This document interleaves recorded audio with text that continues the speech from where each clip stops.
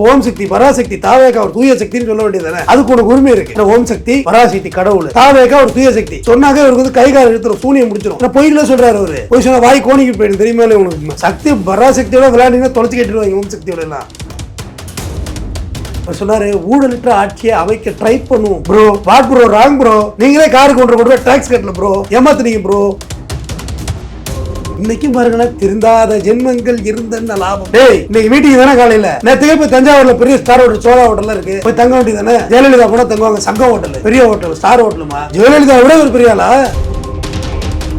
விஜய் தஞ்சாவூர் வர்றாருன்னு எல்லாம் காத்து பிடிச்சி உள்நாட்டு எல்லாம் கரெக்டா காத்து பிடிச்சி டிரைவர்லாம் ஸ்டாண்ட் பையா உட்காந்துருக்காங்க, செல்ஃபை போட்டு வச்சு. எப்ப வேணுமோ மிதி போடுவாங்க, வேகமா போகணுமா இந்த இடத்துக்கு. அதான் வழி நடக்க புலப்படன்னு பிரிண்டு பெரிய எறும்பு கூட்டத்தை கொட்டிட்டா ரோட்ல. ஐயோ ஐயோ ஐயோ ஐயோ கிடக்குறாங்கம்மா. அப்படியே ஐயோ ஐயோ ஐயோ கட் சாப்பிட்டதுக்கு வச்சு ஆம்புலன்ஸ் ட்ரெயில போயிட்டு இருக்காங்க.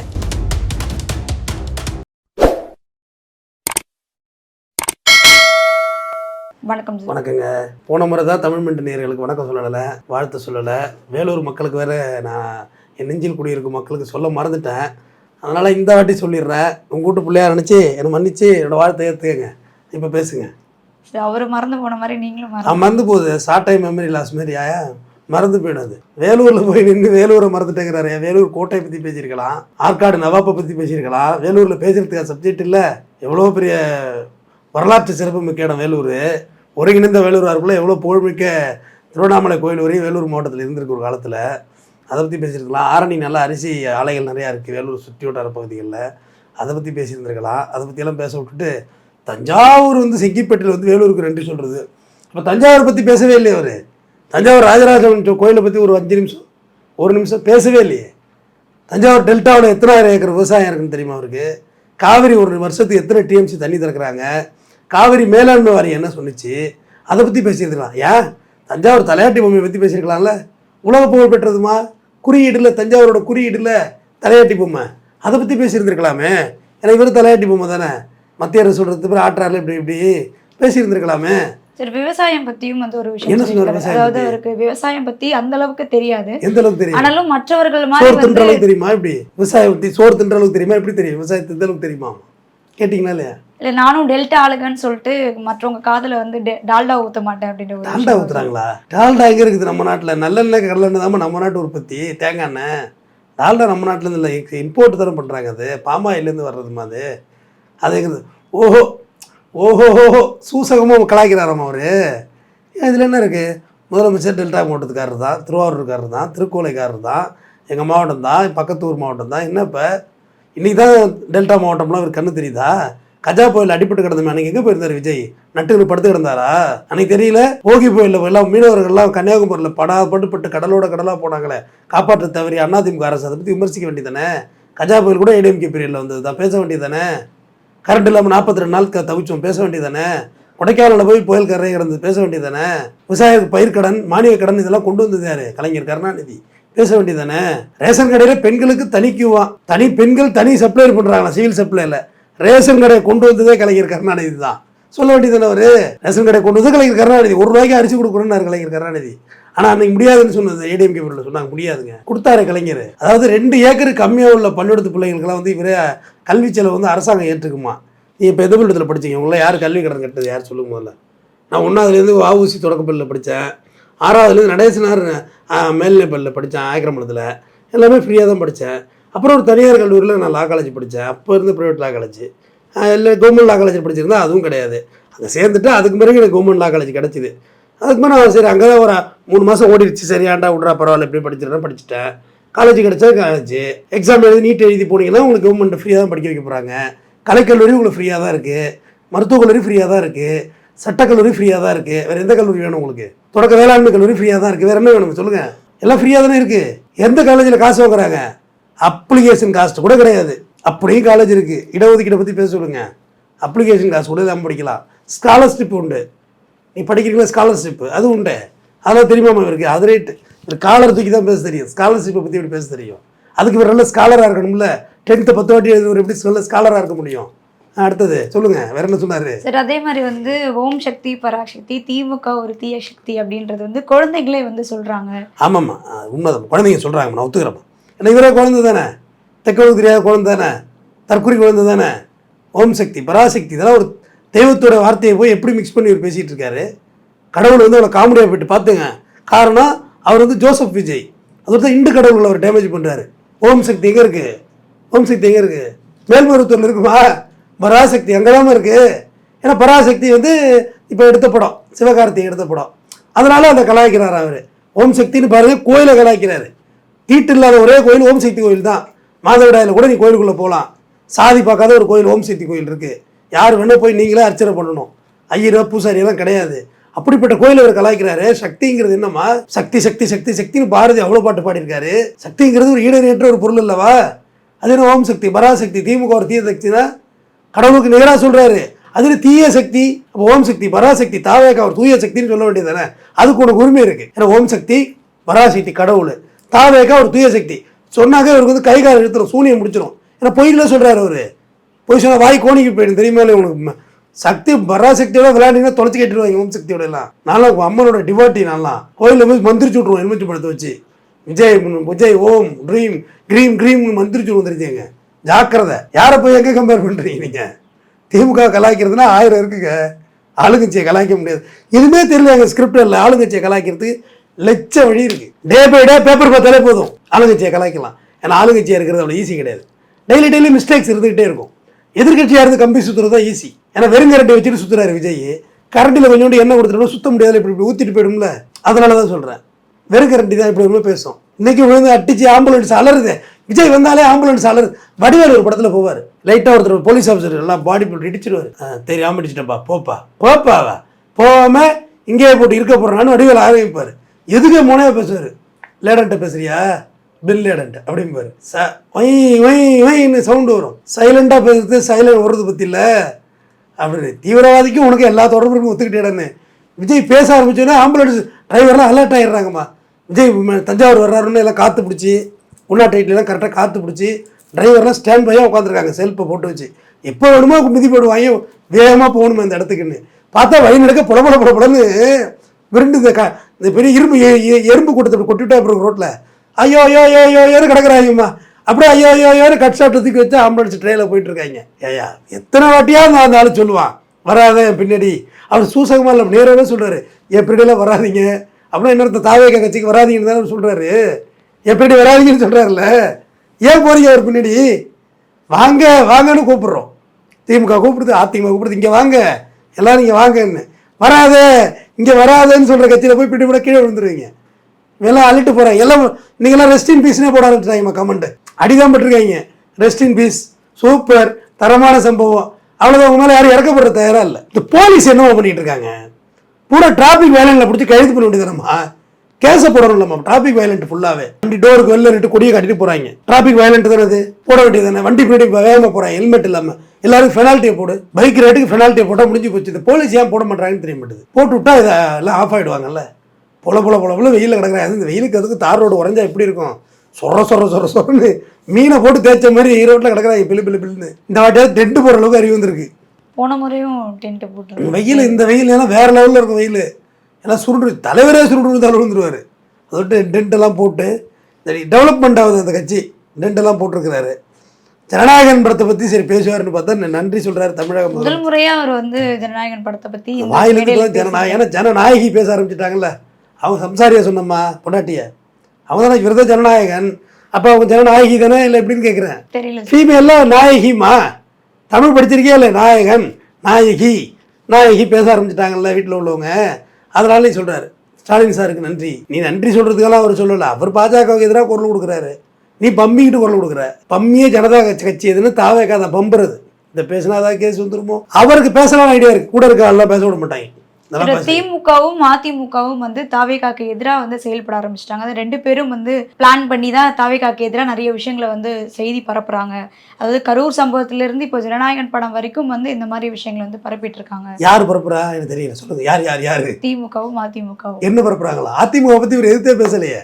கூட்டணிக்கு போகலாங்கிற ஐடியா இன்னைக்கு வரைக்கும் இருக்கு விஜய்கிட்ட. அவர் பழனிசாமி என்ன சேர்த்துக்க மாட்டார்.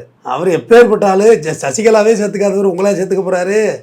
அதெல்லாம் சேர்த்துக்க மாட்டார். நீங்கள் நம்புறீங்க நம்மளை அதாவது சேர்த்துக்க.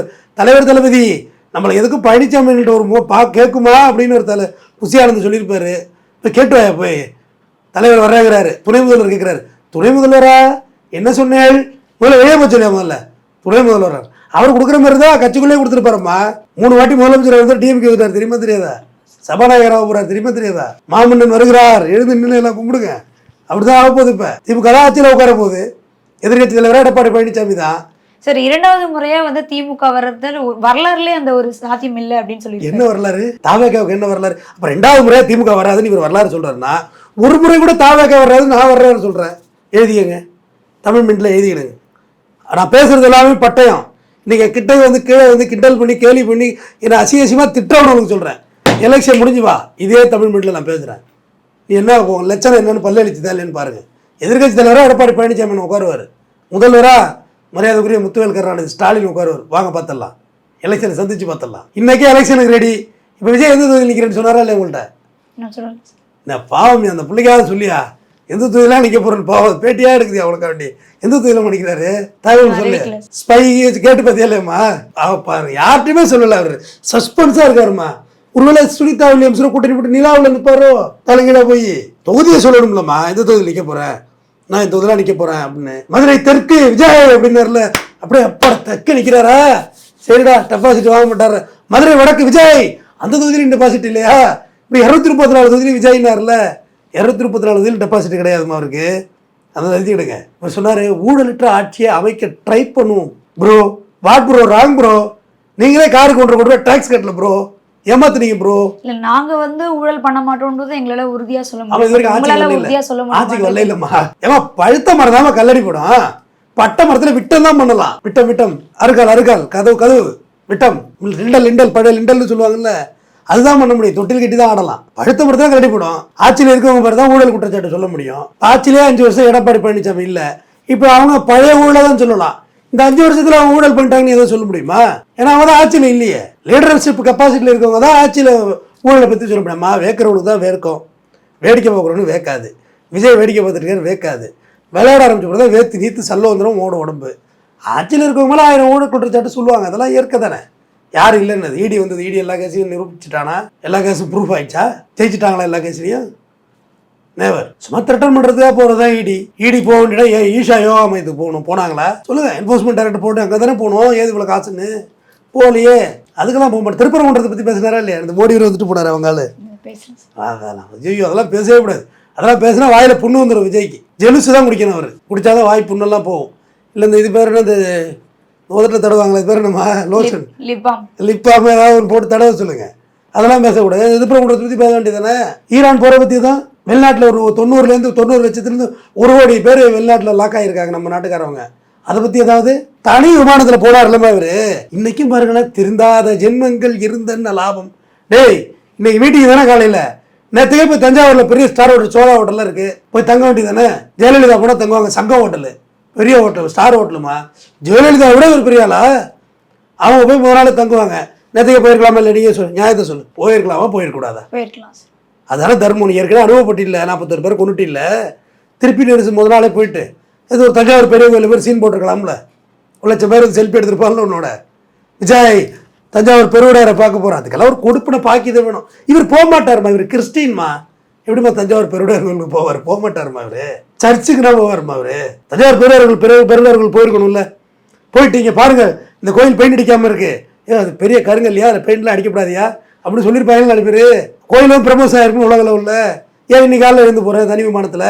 திருந்துறதே கிடையாது, அந்த எண்ணமே கிடையாது. இதுவரை வேலூருக்கும் பாருங்க ப்ரோ, நான் 4 ஹவர்ஸ் தலைவலி மார்க்கமாக தான் போகணும் மெட்ராஸுக்கு.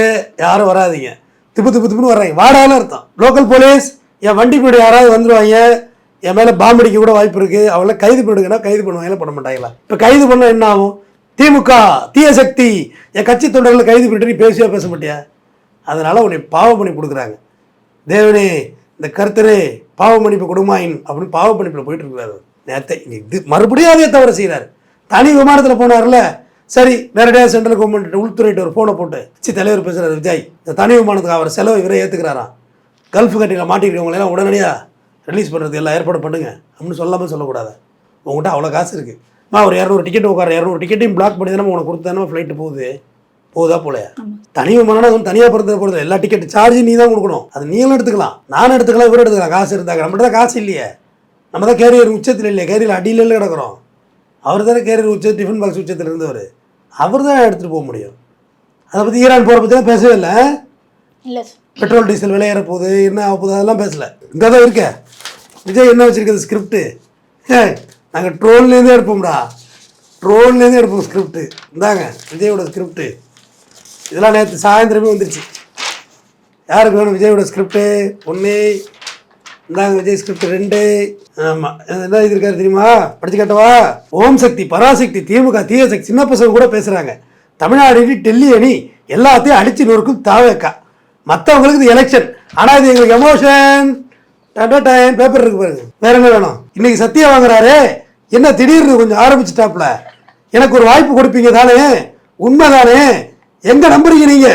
அடுத்த ஜென்மத்தில் ஒரு விவசாய குடும்பத்தில் பிறக்க வேணும் ஆசைப்படுகிறேன். இந்த இருக்க ஒரு ஸ்கிரிப்ட், ஒரு பேப்பரு. ஒரு மீட்டிங்கில் எத்தனை வாட்டி தான் சத்தியம் வாங்குவேன், எத்தனை சத்தியம்தான் இருக்கு.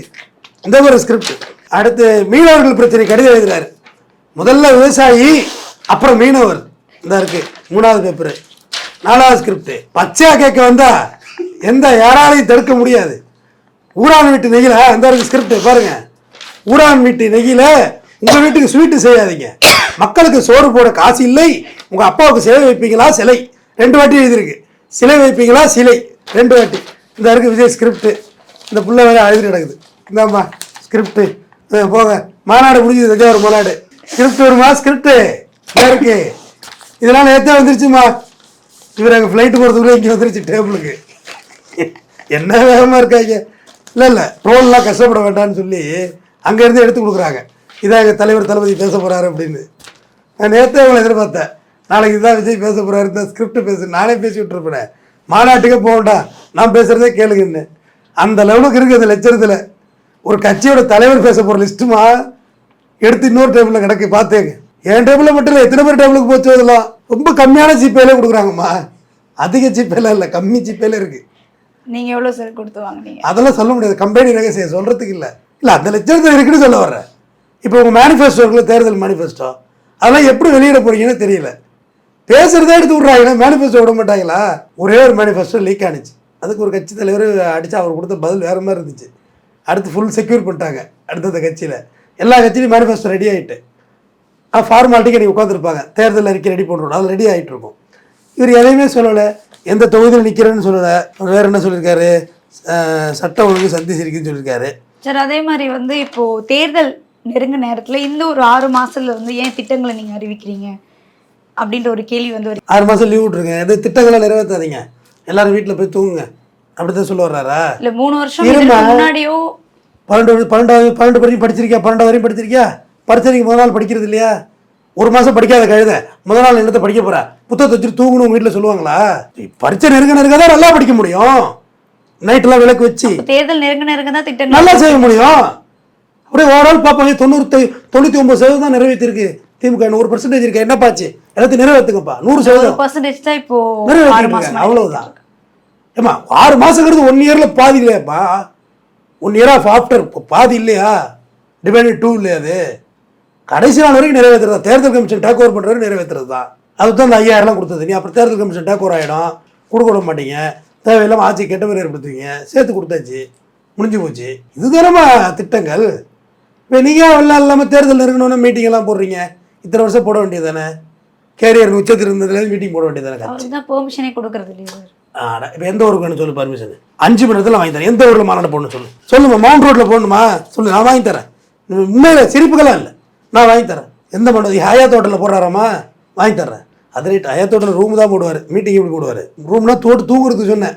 நீ ஏதாவது தப்பான அர்த்தத்தை எடுத்துகிட்டு சிரிக்காத. தூங்குறது ரூம் போடுவார். எங்கே போடணும், எங்கே வாங்கணும் பர்மிஷனு? நான் வாங்கி தரேன் பர்மிஷன். இது என்ன பெரிய சித்திரம், கம்ப சித்திரமா? போய் கொடுங்க, சிட்டிக்குள்ளே கமிஷனர் கொடுக்கலாம், நேராக கோர்ட்டுக்கு போங்க. கோர்ட்டு கொடுக்க போகுது, போலீஸ் ப்ரொடெக்ஷன் கொடுக்க போகுது. இவ்வளோதான விஷயம். கோர்ட்டு பக்கமே போகிறதில்ல. ஆகாது. ஒரே ஒரு வாட்டி கோர்ட்டுக்கு போனாங்க, அப்படியே சிபிஐயில் கொண்டு உட்கார வச்சாங்க வர. சென்னை உயர்நீதிமன்ற நீதியரசர் போட்ட ஆர்டரே போதுமானது தானே. நேராக போய் உட்காந்து டெல்லியில் போய் மாட்டிக்கிட்டாங்க. மாட்டிக்கினார் ஒருத்தர், இவர் பிஜேபியோட கையிலன்னு சிக்கிட்டார். இவர் மாட்டிக்கிட்டாரு. வேறு என்ன ஸ்கிரிப்டில் நீ மாநாட்டில் சொல்லுமா?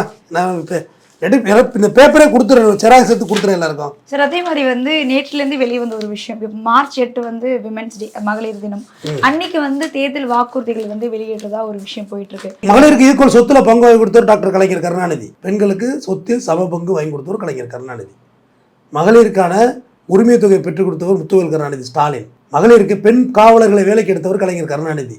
பெண்களும் ஆட்சியில் பங்கு வரும்னு சொல்லி சீட்டு கொடுத்தவர் கலைஞர் கருணாநிதி. மகளிருக்கு விலையில்லா விடியல் பயணம், பெண்களுக்கு பஸ் டிக்கெட் மு.க. ஸ்டாலின், மரியாதைக்குரிய தமிழக மு.க. ஸ்டாலின். இப்படி பெண்களுக்கு முக்கியத்துவம் கொடுத்துக்கிட்டு இருக்குது, அவங்க தான் கொடுத்துக்கிட்டு இருக்காங்க. இன்றைக்கி ஒரு பொதுச் செயலாளர் வந்து திமுக துணை பொதுச் செயலாளர் வந்து பெண் தானே. எத்தனை மந்திரிகள் பெண்கள் இருக்காங்கல்ல. அதனால் பெண்களுக்கு அவங்க கொடுத்த திட்டங்கள் வந்து வேறு லெவல் மாதிரி. ஒன்றில் ஒரே ஒரு இதை முடிச்சிடுறேன். நந்தினின்னு ஒரு பெண்ணு ஓட்டப்பந்தயத்தில் ஓடுது, கவர்மெண்ட் ப்ரைஸாக அறிவிச்சிருது 10 lakhs. கலைஞர் இருக்கார் அப்புறம் நல்லா ஆரோக்கியமாக அறிவிச்சோன்னா அது கொஞ்சம் ஆண் பெண் அப்படிங்கிற குழப்பங்கள்லாம் அதில் வந்துருச்சு. ஹார்மோன்ஸில் சேஞ்ச் ஆயிடுச்சு, நம்ம ப்ரைஸ் வேறு அறிவிச்சிட்டோம், என்ன பண்ணுறதுன்னு கேட்குறாங்க கலைஞர்கிட்ட. அப்படியா, ஓடுனது அந்த காலம் தானே, ஓடுனது அந்த காலம் தானே, ப்ரைஸாக கூடிய போயா அப்படின்னு ஒரு கலைஞர் கருணாநிதி. நீ கலைஞரை விமர்சிக்கும் அதிகாரத்தையும் கலைஞரே வழங்கினார் என்று விஜயிடம் கொடுங்க. தொடர்ந்து பேசுவோம். நன்றி.